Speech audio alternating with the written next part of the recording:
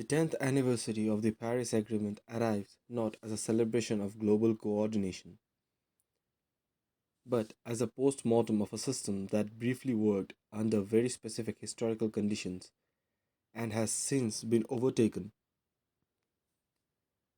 by a structural shift in power, ideology, and material interest. The prevailing narrative surrounding climate change often frames failure as a problem of insufficient ambition, weak leadership, or public misunderstanding of scientific urgency. Yet this framing obscures the deeper reality revealed by a current geopolitics. Climate governance has not stalled because states misunderstand the problem, but because the international system that once made cooperation rational has fractured. Climate change has ceased to be a shared technocratic challenge that has instead become collateral damage in a broader struggle over global power, energy, dominance, and political legitimacy. The Paris Agreement has never been merely an environmental accord. It was a product of a fleeting moment in global history when three conditions coincided: relative geopolitical stability, elite consensus within major economies, and the illusion that globalization would continue deepening indefinitely. In 2015, the United States and China, despite rivalry, shared an interest in presenting themselves as responsible stewards of a rule based order.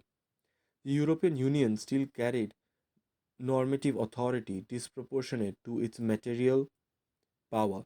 Fossil fuels, while contested, had not been fully securitized as instruments of national survival. Climate cooperation was therefore not driven by altruism, but by alignment. It was cheaper for major powers to coordinate than to defect. That equilibrium no longer exists. Emissions have continued to rise, global temperatures have reached new records, and the gap between stated ambition and material action has widened dramatically. By these outcomes are symptoms, not causes. The true driver of failure lies in the transformation of the global political economy, the rise of China as an economic and military power, the growing assertiveness of other global south economies such as India, and the relative decline of Western dominance have fundamentally altered incentive structures. Climate cooperation presupposes a shared future horizon and trust that sacrifices will be reciprocated. Power transitions destroy both. China's role illustrates this tension with clarity. On one hand, China leads the world in renewable energy deployment, electric vehicle manufacturing, battery production, clean tech exports. On the other, it continues to expand coal capacity at pace unseen in a decade. This is not hypocrisy, this is strategy. For Beijing, energy security is inseparable from regime stability, industrial competitiveness, and military readiness. A rapid fossil fuel phase out that risks grid instability, unemployment, or slowed growth is unacceptable, regardless of the climate math.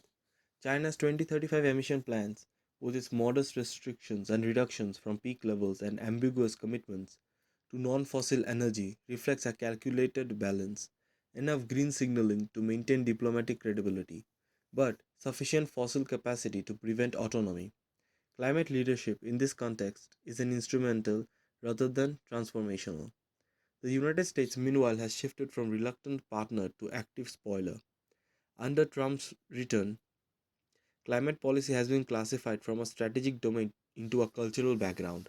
The withdrawal from Paris Agreement, the dismantling of climate regulations, the expansion of fossil fuel extraction under the banner of energy emergency, and the rejection of climate finance are not just policy accidents. They reflect a deeper realignment in which multilateral commitments are framed as constraints on sovereignty, and climate action is depicted as an elite imposition disconnected from national interest. The consequence is not merely reduced emission ambitions, but the collapse of enforcement credibility in any international regime. Once the hegemon defects, compliance becomes irrational for others. Europe's predicament underscores the limits of moral leadership without coercive capability. The European Union continues to advance aggressive emission targets and regulatory frameworks by historical standards. Its decarbonization record is substantial, yet its success has rendered it marginal in global emission terms. With only around 6% of global emissions, Europe can no longer move the needle alone. Norm setting without enforcement, power becomes symbolic. Symbolism cannot discipline actors whose energy choices are bound to survival growth or geopolitical rivalry. Europe's climate leadership thus risks becoming performative, important for internal legitimacy but structurally insufficient to alter global trajectories. Overlying these powerful dynamics is the rise of right wing populism across Western democracies, which has proven particularly corrosive to climate governance.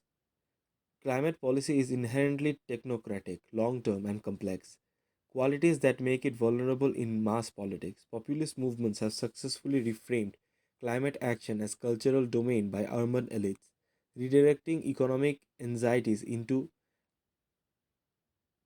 identity conflict. This reframing provides political cover over fossil fuel interests while eroding trust in scientific institutions. Once climate becomes a proxy for cultural resentment, rational policy debate collapses, and with it the future of sustained democratic support for for decarbonization. Fossil fuels themselves has emerged as the most intractable obstacle precisely because they sit at intersection of economy, sovereignty, and power. The language of recent climate summits, transition away, phase down, just and orderly, marks a rhetorical shift, not a material one. These formulations lack binding timelines, enforcement mechanics, or penalties for non compliance. Governments continue to plan fossil fuel production at levels incompatible with limited warming to 1.5 degrees Celsius, not because they doubt the science, but because abandoning these resources would entail unacceptable strategic costs. Energy is not merely an input to grow, it is the foundation of state capacity. No state voluntarily disarms in an anarchic international system. In this context, climate coalitions of the willing alliances aimed at phasing out coal, oil, or natural gas serve as important signals but limited solutions. Their membership skews towards states with lower dependence on fossil fuel rents or greater capacity to absorb transition costs. Major producers remain absent, and without them, these coalitions cannot reshape global supply. They may generate momentum at the margins, but they cannot substitute for systematic enforcement. The result is a paradoxical situation. The Paris Agreement remains essential as a focal point, the language of coordination and repository of norms, yet its capacity is to deliver outcomes has eroded. Climate governance now operates in a world defined by fragmentation, rivalry, and short termism. Global emission trajectories reflect not a failure of knowledge or diplomacy, but the triumph of power logic over collective rationality. The implications are stark. Climate change will not be resolved through appeals to shared humanity, scientific urgency, or moral responsibility alone. It will be reshaped only when decarbonization aligns with the material interests of domain actors or climate impacts become so destabilizing that they override existing power calculations. Until then, climate action will advance unevenly, subordinated to industrial policy, energy security, and geopolitical competition. In this sense, the current moment marks not the end of climate politics, but its transformation. Climate change has become a theater in which broader struggles over power, sovereignty, and economic dominance has played out. Understanding this reality is uncomfortable but necessary. The future of climate governance depends not on better rhetoric but more ambitious pledges. It also depends on the reconfiguration of power itself.